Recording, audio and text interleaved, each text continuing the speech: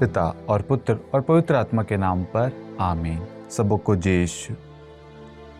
आज हम संत लूकस का सुसमाचार अध्याय 11 का अध्ययन करेंगे। एक दिन ईसा किसी स्थान पर प्रार्थना कर रहे थे। प्रार्थना समाप्त होने पर उनके एक शिष्य ने उनसे कहा, प्रभु हमें प्रार्थना करना सिखाइए, जैसे यूहन्ना ने भी अपने शिष्यों को सिखाया। ईसा ने उनसे कहा, इस प्रकार प्रार्थना किया करो, पिता तेरा नाम पवित्र माना जाए, तेरा राज्य आए, हमें प्रतिदिन हमारा दैनिक आहार दिया कर, हमारे पाप क्षमा कर, क्योंकि हम भी अपने सब अपराधियों को क्षमा करते हैं, और हमें परीक्षा में न डाल। फिर ईसा ने उनसे कहा, मान लो कि तुम में कोई आधी रात को अपने किसी मित्र के पास जाकर कहे, दोस्त मुझे 3 रोटियां उधार दो, क्योंकि मेरा एक मित्र सफ़र में मेरे यहाँ पहुँचा है और उसे खिलाने के लिए मेरे पास कुछ भी नहीं है। और वह भीतर से उत्तर दे, मुझे तंग न करो, अब तो द्वार बंद हो चुका है, मेरे बाल बच्चे और मैं हम सब बिस्तर पर है, मैं उठकर तुमको नहीं दे सकता। मैं तुमसे कहता हूँ, वह मित्रता के नाते भले ही उठकर उसे कुछ न दे, किंतु उसके आग्रह के कारण वह उठेगा और उसकी आवश्यकता पूरी कर देगा। मैं तुमसे कहता हूँ, मांगो और तुम्हें दिया जाएगा, ढूंढो और तुम्हें मिल जाएगा, खटखटाओ तुम्हारे लिए खोला जाएगा, क्योंकि जो मांगता है उसे दिया जाता है, जो ढूंढता है उसे मिल जाता है, और जो खटखटाता है उसके लिए खोला जाता है। यदि तुम्हारा पुत्र तुमसे रोटी मांगे तो तुम में ऐसा कौन है जो उसे पत्थर देगा? अथवा मछली मांगे तो मछली के बदले उसे सांप देगा? अथवा अंडा मांगे तो उसे बिच्छू देगा? बुरे होने पर भी यदि तुम लोग अपने बच्चे को सहज ही अच्छी चीज़ें देते हो, तो तुम्हारा स्वर्गीय पिता मांगने वालों को पवित्र आत्मा क्यों नहीं देगा।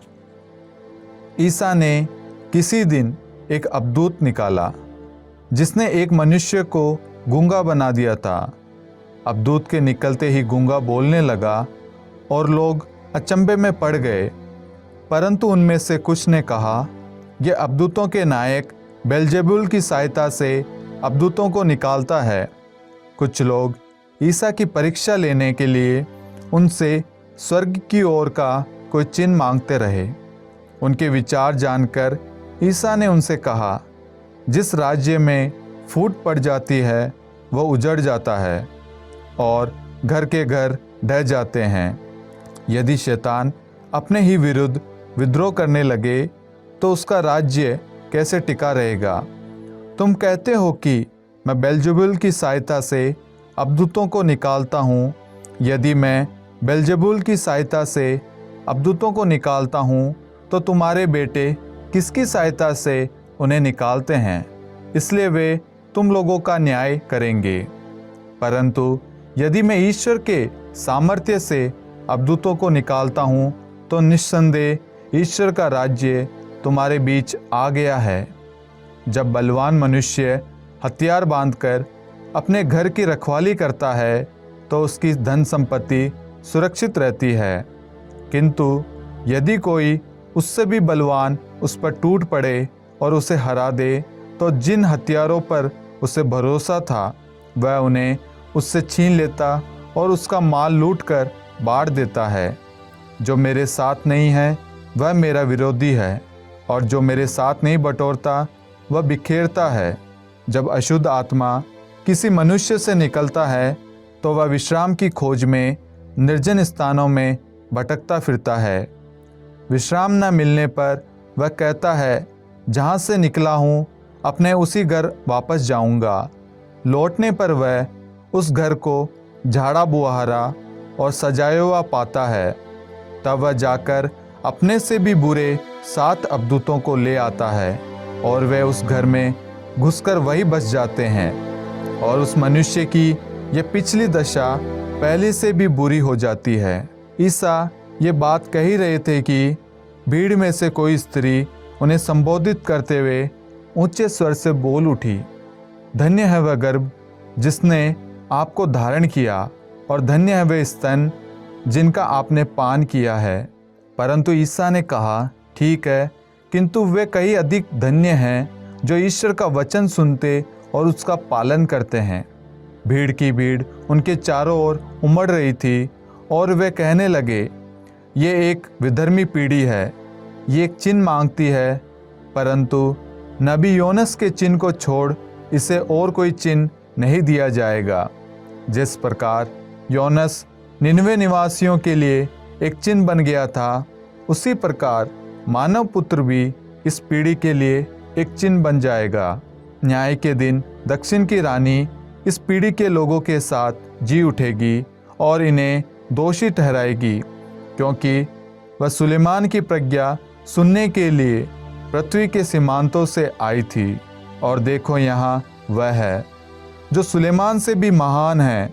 न्याय के दिन निनवे के लोग इस पीढ़ी के साथ जी उठेंगे और इसे दोषी ठहराएंगे, क्योंकि उन्होंने योनस का उपदेश सुनकर पश्चाताप किया था।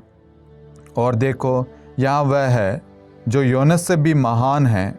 दीपक जलकर कोई उसे तहखाने में या पैमाने के नीचे नहीं, बल्कि दीवट पर रख देता है, जिससे भीतर आने वाले उसका प्रकाश देख सके। तुम्हारी आँख तुम्हारे शरीर का दीपक है। यदि तुम्हारी आँख अच्छी है तो तुम्हारा सारा शरीर भी प्रकाशमान है, किंतु यदि वह बीमार है तो तुम्हारा सारा शरीर भी अंधकार में है। इसलिए सावधान रहो, जो ज्योति तुम में है वह कहीं अंधकार में ना हो। यदि तुम्हारा सारा शरीर प्रकाश में रहता है और उसका कोई अंश अंधकार में नहीं रहता, तो वह वैसा ही सर्वथा प्रकाशमान होगा, जैसा जब दीपक अपनी किरणों से तुमको आलोकित कर देता है। ईसा के उपदेश के बाद किसी फरीसी ने उनसे ये निवेदन किया कि आप मेरे यहाँ भोजन करें, और वह उसके यहाँ जाकर भोजन करने बैठे। फरीसी को ये देखकर आश्चर्य हुआ कि उन्होंने भोजन से पहले हाथ नहीं धोए। प्रभु ने उससे कहा, तुम फरीसी लोग प्याले और थाली को ऊपर से तो मांजते हो, परंतु तुम भीतर लालच और दुष्टता से भरे हुए हो। मूर्खों, जिसने बाहर बनाया क्या उसी ने अंदर नहीं बनाया? जो अंदर है उसमें से दान कर दो, और देखो सब कुछ तुम्हारे लिए शुद्ध हो जाएगा। फरीसियों, धिक्कार तुम लोगों को, क्योंकि तुम पुदीने, रासने और हर प्रकार के साग का दशमान तो देते हो, लेकिन न्याय और ईश्वर के प्रति प्रेम की उपेक्षा करते हो। इन्हें करते रहना और उनकी भी उपेक्षा नहीं करना तुम्हारे लिए उचित था।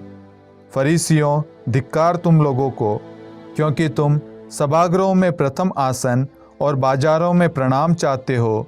धिक्कार तुम लोगों को, क्योंकि तुम उन कब्रों के समान हो जो दिख नहीं पड़ती और जिन पर लोग अनजाने ही चलते फिरते हैं।